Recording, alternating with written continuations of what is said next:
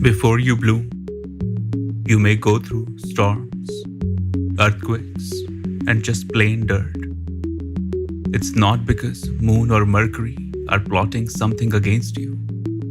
It's simply because that's how blooming happens. Every lotus goes through mud. I wrote these lines a few days ago on my Instagram. Got very interesting questions and comments. And they all made me realize one important thing about our nature. That we want some sign of meaning or happiness in everything we do. We are afraid of failing. We are afraid of breaking our heart. We are afraid of being disappointed or betrayed or misjudged. To build a safety net around us, we start to create things in our mind, in our heart. We start to build certain labels. We start to look for certain signs that would give us some hope. In fact, I have said this many times that God is the teddy bear for grown-ups. That's how I have seen this man-made version of God being used by adults who are constantly either using it to blame something or just to shed their own frustration on some phenomenon out there. There are very few people out there who are truly living the experience of godliness. So many are simply following a blind truth. So many are simply following a blind instruction given to them. We love to label things. We love to not only label, but limit our life experiences through those labels. I want you to take a deep breath right now. I'll say a few words, and I simply want you to witness what shows up when you hear these words. Light, divine light.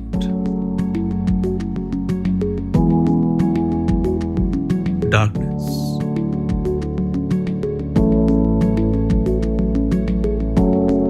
divine darkness.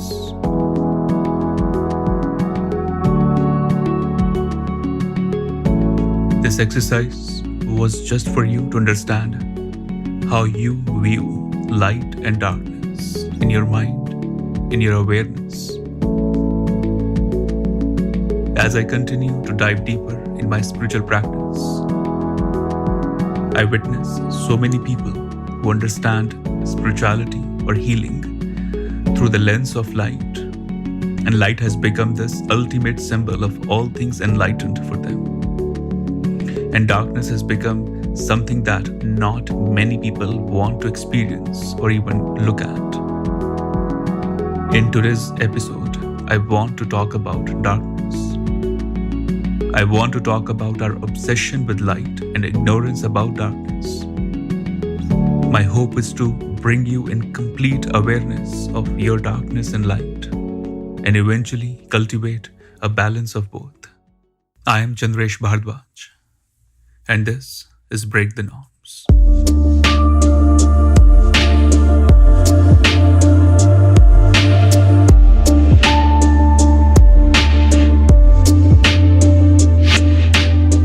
My first experiences with how people understand darkness and light started happening during the first few years of me working as a spiritual advisor.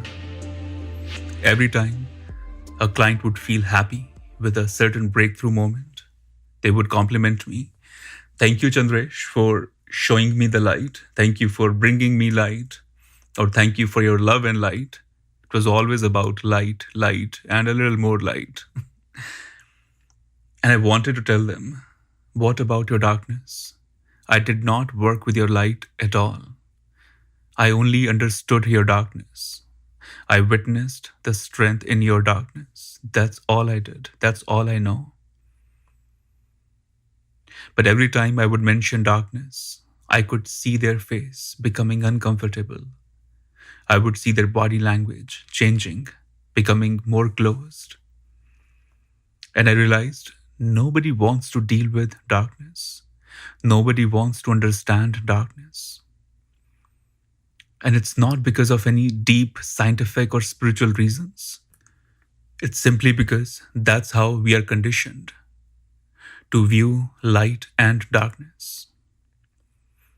It was in the first few years of my spiritual practice that I took up this mission in my heart and head that I want to talk about darkness. The topic of darkness is also very important for me because that's how I experienced my own truth, my own awakening. And every authentic healer, guru, and master that I have come across, they have all witnessed their truth through their darkness. Before we move further, let me take a moment to explain how I witness darkness.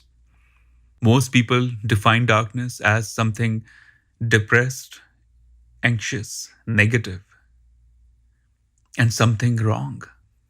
I understand darkness as our pure state of consciousness. It's called Shuddh Chaitanya in the Eastern traditions, which means pure state of consciousness. When all of us were comfortable and cozy in our mother's womb, there was no light there. It was completely dark, and we were perfectly safe there. When we look at the sky after the sun sets, it's all dark, and everything is perfectly safe there. When we are not trying to light our bulbs, when the sun is taking a rest, it's all dark and it's all perfectly safe. And yet we have connected darkness to all things unsafe. And that's mainly because human being wants certainty. We want to see something that's specific, that's clear. We hate walking into unknown. And that's why darkness becomes this fearful thing. The two very important deities in Tantra are Shiva and Kaali. The more you understand about Shiva and Kaali, the more you'll understand how Eastern spirituality is weaved around darkness. Shiva means that which is not, or the infinite consciousness. And for me, darkness is the infinite consciousness. It's something that has no beginning and no ending. It's limitless. It's ever evolving. It's our most pure state of being. The first thing that you need to witness is your understanding of darkness and light. That's why we did that meditation exercise in the beginning, where I asked you to witness what light means to you, what darkness means to you. Although your mind must have been very familiar with the word divine light, but I'm not sure if you had the similar divine experience when you witnessed divine darkness in your awareness. We don't associate divine and darkness together. And I didn't know any other way to understand divinity but through darkness. And I'm not saying you should be doing what I do, or you should have been reading what I read or what I experienced. That's not the case. That's not at all important, by the way. But why I keep mentioning darkness in all my lectures, in all my work with the clients, because if you don't understand your darkness, or if you don't acknowledge your darkness, you are missing out on a huge part of your potential. Your obsession with light is keeping you away from experiencing love, healing, joy, and so many other powerful creative elements. I often ask people, is this your dark time? And then how do you define darkness? And I get to see they define darkness as something always wrong. And with that, they also start to feel this darkness is never ever going to heal itself, and it's a tragedy that they're going through it. I often bring up the story of Buddha. The enlightened master Buddha went through a very tough journey. He had to struggle with finding the meaning of his own existence, keeping up a very emotional fight with his own father, and above all, a very emotional and tough fight with his own being. That was not easy, and that was a dark time for his life. And after he left his kingdom, things never got easy. Things actually got tough and crazier. Even in my own journey, I lived a very different and very fancy view of spirituality for quite a while. If you have read my book, Break the Norms, you must have read the story where I mentioned the passing of my sister and my best friend. After they passed away, I started seeing life and death in a very different viewpoint. I started questioning everything I knew about healing, about life, about joy, success, failure, and all the questions. It was during those times that I started to experience that there is deep healing hidden in what we call our dark times. If we pay attention, if we stay aware, things could change, things could become more powerful. But if we build a hateful or challenging relationship with that dark phase, then things never change. And we end up becoming more confused, angry, anxious. And also, one of the most important reasons we need to understand our darkness is because that's how we are going to fully bloom into our highest potential. For how long we'll continue to live a very half-baked version of our life? For how long we'll continue to die in installments? Now, first thing that I want you to witness is how well connected you are to your anger, to your desires, to your lust, to your ego, to all the impulsive demands you have from life. And what's the most unheard or unresolved emotion in your life? How do you deal with it? How do you resolve it? That's where your powerful hidden potential is truly living, my friend. While you might be looking for the truth or the bliss in some meditation class, some yoga studio, or some book, or some video or podcast. But the truth is, when you truly start looking into the mirror of your emotions and consciousness, you will start to know where exactly the healing needs to happen in you. I want you to start understanding all the rejected parts of you. When you understand the rejected parts of you, you will start to understand why you have been rejecting the people around you, the healing around you, and the love around you. Everything will start to make sense. A very interesting experience is coming to my mind right now. This was about the time of my book launch, and I was doing events here and there, book signing, meeting people, doing social gatherings. In one of these events, I got a bunch of flowers. They welcomed me with flowers. It was very nice of them. After the event got over, we were putting the stuff in car. And I was putting the flowers in the car, and it was raining. So it was very messy around us. And two flowers got out of the flower vase, and it fell on the street. And my student who was helping me, she said, "Oh, do you want to throw this?" And I said, "I'll keep these with me, but you should take this flower vase, to your home. You have been of big help. So I want you to take this." And she said, "Why do you want to take this muddy flowers with you?" And I said, "I don't know. I just like what's rejected. I want to study it. I want to understand it." And she said, "Oh, that's why you accepted me as your student, because I was the most rejected person that I knew." That broke my heart because I love her immensely. She has been such a powerful instrument in my journey. She has always been such a powerful medium of energy and joy in Break the Norms journey. Not only a great student, but also part of my extended family. And when she said it, I could not say anything to her. I drove home thinking that how, as humans, when we feel rejected, we feel shattered. And if anyone gives us even a little hope, then we want to live, then we want to experiment, then we want to regain our strength. It has happened with me.